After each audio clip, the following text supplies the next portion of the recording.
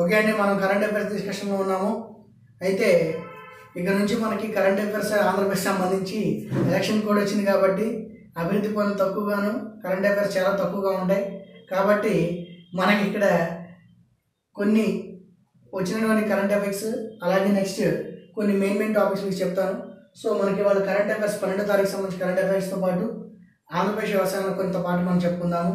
So దీనిలో పరిశీలించుకున్నట్లయితే very important topic అండి. ముఖ్యంగా మనకి ప్రధానంగా పద్మ పురస్కారాలు రాష్ట్ర ప్రభుత్వం ముఖ్యానికి రాష్ట్ర ప్రభుత్వానికి సంబంధించినటువంటి పద్మ పురస్కారాల్లో భాగంగా అంటే కేంద్రం ఇచ్చేటువంటి పద్మ పురస్కారాల్లో భాగంగా రాష్ట్ర ప్రభుత్వానికి వచ్చినటువంటి ముఖ్యంగా తెలుగు రాష్ట్రాల్లో పద్మ పురస్కారాలు లభ్యమైన వ్యక్తిలో రైతు నేస్తం వ్యవస్థాపకుడు శ్రీ ఎట్లపల్లి వెంకటేశ్వరరావు గారికి పద్మ అవార్డుని ప్రజెంట్ చేయడం జరిగింది రాష్ట్రపతి గారు అండి.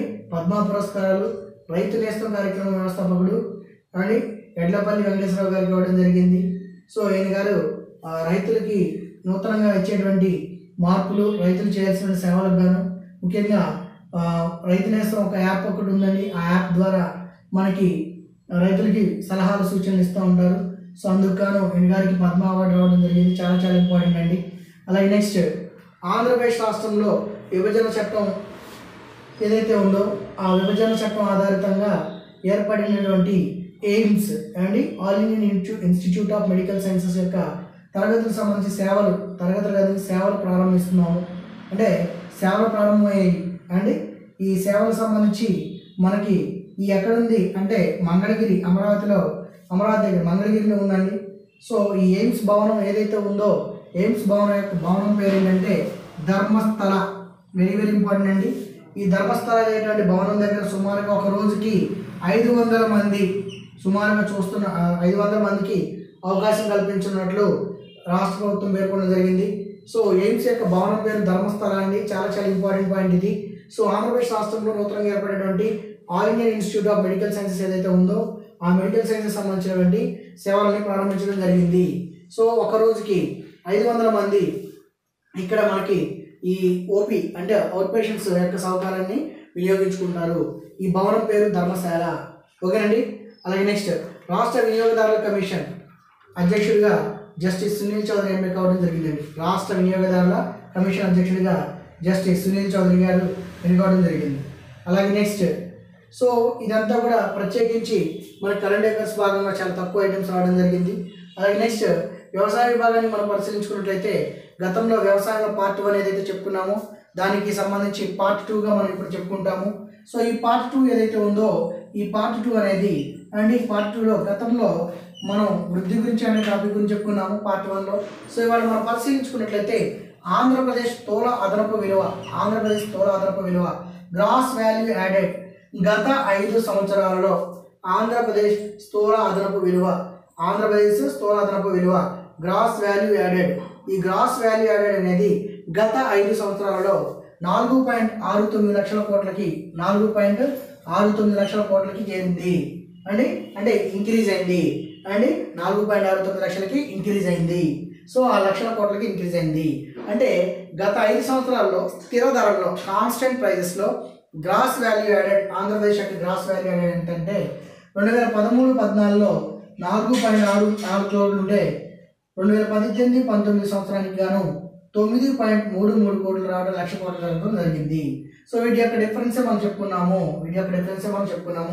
అదే 4.69 4.69 లక్షల కోట్లు 4.64 9.33 అన్నిటి మధ్య డిఫరెన్స్ 4.69 లక్షల కోట్ల మేర అండి రాష్ట్ర స్థూల అదనపు విలువ పెరిగింది.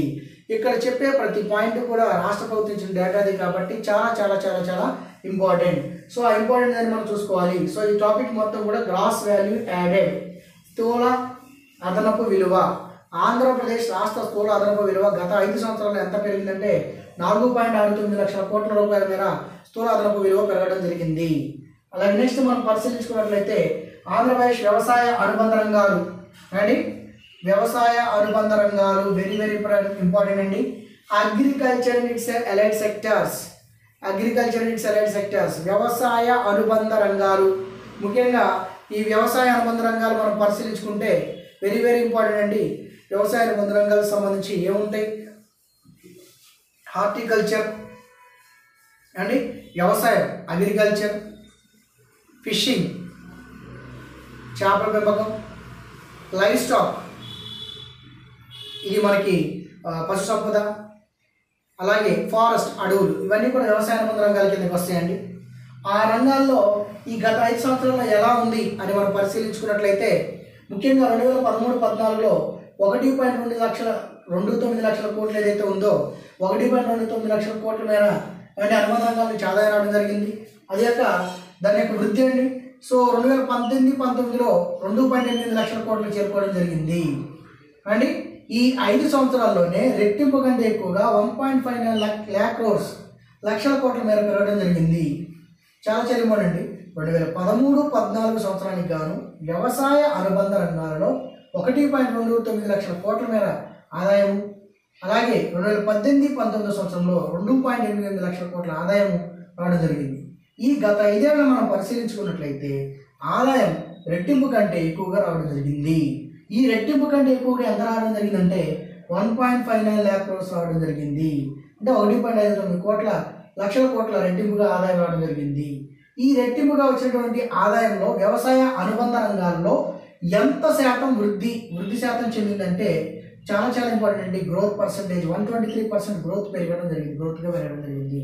అంటే వ్యవసాయ అనుబంధ రంగాల్లో ఎంత శాతం గ్రోత్ జరిగిందంటే 123% గ్రోత్ జరిగింది అండి.